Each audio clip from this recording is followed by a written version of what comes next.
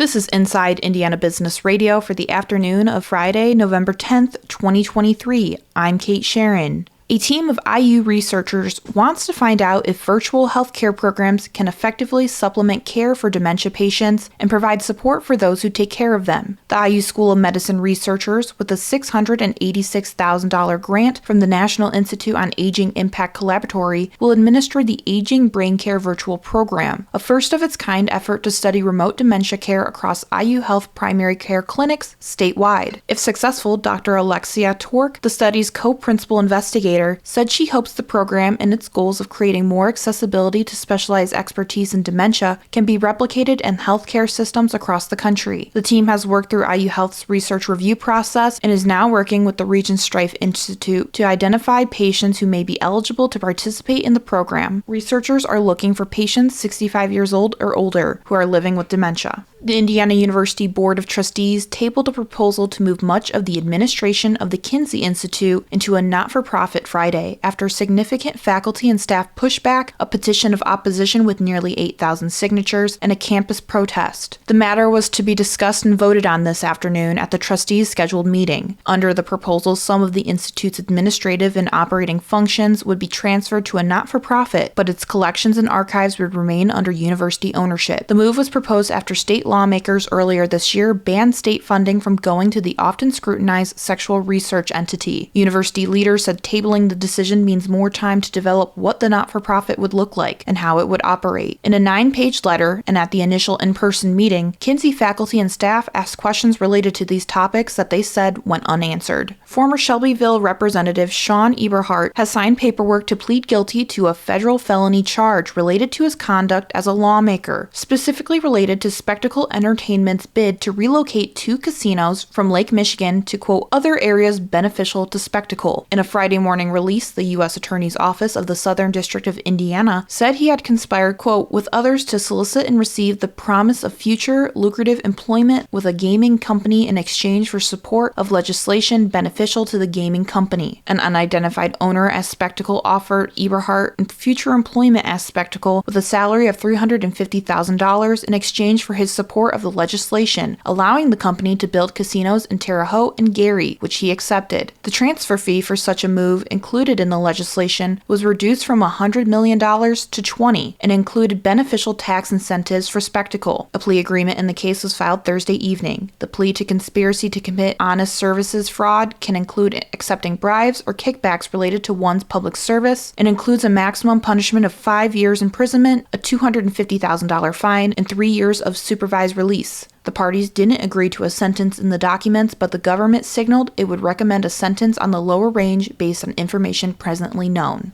From the number one source for Indiana business news, this is Inside Indiana Business Radio. Get ready, Indianapolis. IBJ Media, Inside Indiana Business, and the Indiana Economic Development Corporation invite you to the annual Engage Central Indiana event. It's presented by CareSource, Indiana University, and Old National Bank. Wednesday, December 6th at the JW Marriott. We'll be diving into talent, education, and other issues shaping the Central Indiana economy. More at ibj.com/engage.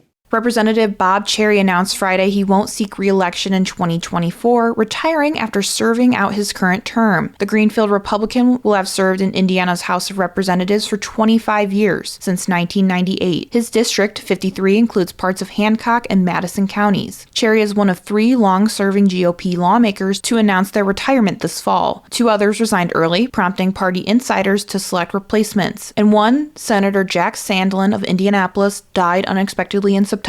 Manchester University swore in its new president Friday afternoon. The university's Board of Trustees appointed Stacy Young to the position in May. She succeeds Dave McFadden, who retired this summer. Young is a 1996 graduate of Manchester and joined the university after serving as president of Montcalm Community College in Sidney, Michigan. Young began as president in July. The legal fight over Indiana's new abortion law has reignited in the Monroe Circuit Court, where abortion providers are once again asking for an injunction against the law on Indiana constitutional grounds. The American Civil Liberties Union of Indiana on Thursday filed an amended complaint for injunctive and declaratory relief targeting Senate Enrolled Act 1, which prohibits abortion in Indiana except in limited cases of rape or incest, fatal fetal anomaly, or to protect the life or health of the pregnant woman. The law also eliminates licensed abortion clinics in the state and instead requires legal abortion procedures to be carried out in a hospital or ambulatory outpatient surgical care. A violation of SEA 1 is a level 5 felony punishable by up to 6 years in prison, a fine up to $10,000, and revocation of a doctor's medical license. Thursday's amended complaint specifically targets the portions of SEA 1 related to the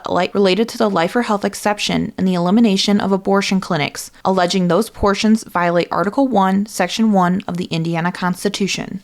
Sports journalist Bill Benner is this week's guest on the Business and Beyond podcast with Gary Dick, presented by PNC, a weekly conversation with high-profile Hoosiers in business, sports, entertainment, and beyond. Available now from your favorite podcast provider. I'm Kate Sharon for Inside Indiana Business Radio on Demand.